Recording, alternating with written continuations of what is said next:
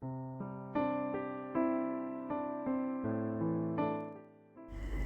Maha Kasih dan Maha Murah selalu bersama dengan kita. Kita berterima kasih dan bersyukur kepada-Nya. Saudara-saudara, kita jumpa lagi dalam renungan harian di mana kita berada di hari Sabtu, tanggal 2 Juli tahun 2022. Marilah kita menghadap Tuhan dalam doa. Mari berdoa. Di saat ini kami menghampiri hadirat-Mu, bersyukur untuk kasih-Mu yang tetap nyata bagi kami. Firman-Mu kami akan baca dan renungkan. Roh Kudus, kuasailah kami, biar kami dapat menangkap makna firman-Mu dalam hidup kami. Ini kami yang datang kepadamu Tuhan, dalam nama Tuhan Yesus kami berdoa. Amin. Saudara-saudara yang kekasih di dalam Tuhan, bagian firman Tuhan yang kita akan baca dari kitab Sakaria pasalnya yang ke-14 ayat 12 sampai 21. Inilah tulah yang akan ditimpahkan Tuhan kepada segala bangsa yang memerangi Yerusalem. Daging mereka akan menjadi busuk, sementara mereka masih berdiri. Mata mereka akan menjadi busuk dalam lekuknya, dan lidah mereka akan menjadi busuk dalam mulut mereka. Maka pada waktu itu akan terjadi kegemparan besar daripada Tuhan di antara mereka, sehingga masing-masing memegang tangan temannya dan mengangkat tangannya melawan tangan temannya. Juga Yehuda akan berperang melawan Yerusalem itu, dan dikumpulkan harta benda segala bangsa di sekeliling, yaitu emas, perak, dan pakaian dalam jumlah yang sangat besar. Tulah seperti itu juga akan menimpa kuda, bagal, unta, keledai, dan segala hewan yang ada dalam perkemahan-perkemahan itu. Maka semua orang yang tinggal dari segala bangsa yang telah menyerang Yerusalem akan datang tahun demi tahun untuk sujud menyembah kepada Raja, Tuhan semesta alam, dan untuk merayakan hari raya Pondok Daun. Tetapi bila mereka dari kaum-kaum di bumi tidak datang ke Yerusalem untuk sujud menyembah kepada Raja, Tuhan semesta alam, maka kepada mereka tidak akan turun hujan. Dan jika kaum Mesir tidak datang dan tidak masuk menghadap, maka kepada mereka akan turun tulah yang ditimpahkan Tuhan kepada bangsa-bangsa yang tidak datang untuk merayakan hari raya Pondok Daun. Itulah hukuman dosa Mesir dan hukuman dosa segala bangsa yang tidak datang untuk merayakan hari raya Pondok Daun. Pada waktu itu akan tertulis pada kerincingan kuda, kudus bagi Tuhan, dan kuali-kuali di rumah Tuhan akan seperti bokor-bokor penyiraman di depan mezbah. Maka segala kuali di Yerusalem dan di Yehuda akan menjadi kudus bagi Tuhan semesta alam. Semua orang yang mempersembahkan korban akan datang mengambilnya dan memasak di dalamnya, dan tidak akan ada lagi pedagang di rumah Tuhan semesta alam pada waktu itu. Demikian saudara-saudara firman-Nya. Haleluya. Amin. Tema kita, kepastian dalam keraguan.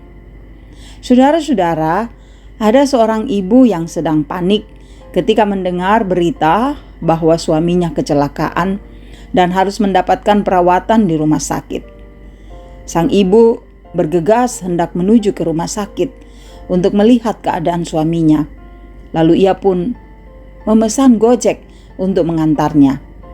Saat naik ke Gojek, karena paniknya, ia tidak sadar bahwa ia tetap memegang tiang pagar. Ketika Gojek mulai bergerak, sang ibu terkejut, hampir jatuh.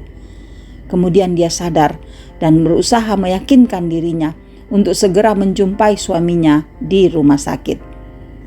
Saudara-saudara, Bangsa Israel berulang kali ditaklukkan oleh bangsa-bangsa di sekitarnya. Bahkan mereka ditindas, dianiaya, dan dari kejahatan. Bahkan kejahatan semakin merajalela. Dalam kondisi ini, mereka menganggap Allah yang mereka sembah seolah-olah lemah dan tidak mampu berbuat apa-apa. Saudara, itulah sebabnya tidak jarang dalam keraguan dan bimbang, mereka berpegang pada kekuatan lain di luar Tuhan.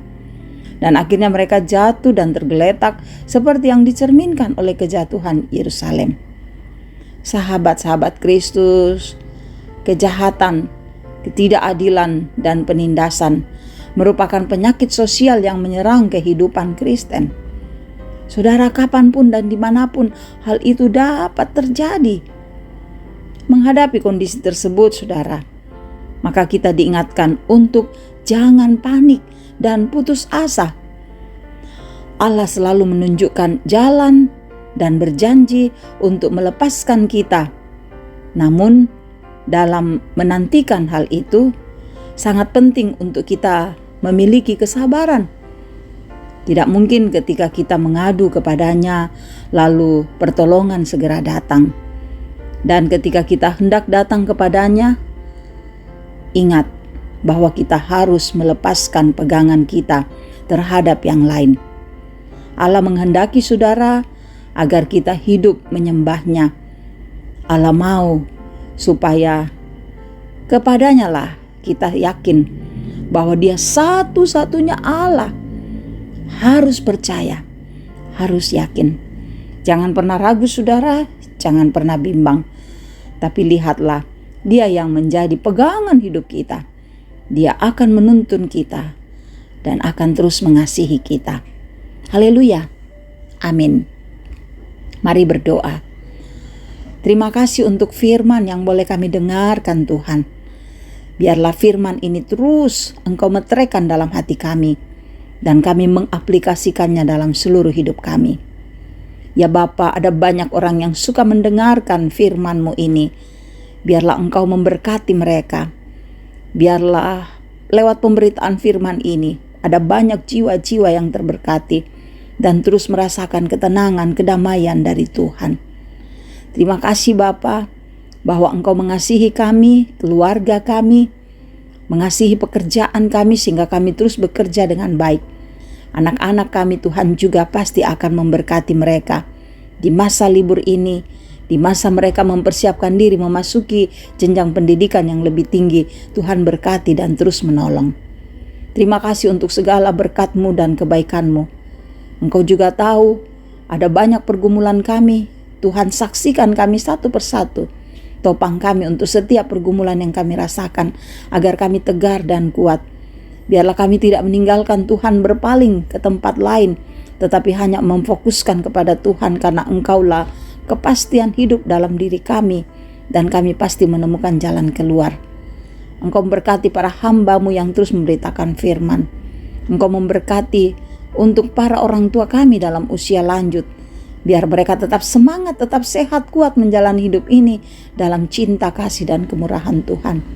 Engkau berkati bangsa kami, beri kedamaian, agar kami boleh hidup berdampingan satu dengan yang lain dalam suasana yang kondusif. Terima kasih Bapa. Peliharakan kami selanjutnya. Lindungi kami dari berbagai macam kuasa kegelapan. Biar kami mengarahkan hidup hanya kepada Tuhan.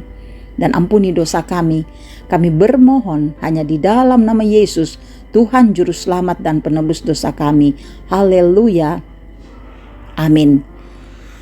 Terima kasih saudara-saudara boleh mendengarkan renungan harian ini. Tetap semangat menjalani hidup ini. Damai sejahtera Tuhan bersamamu.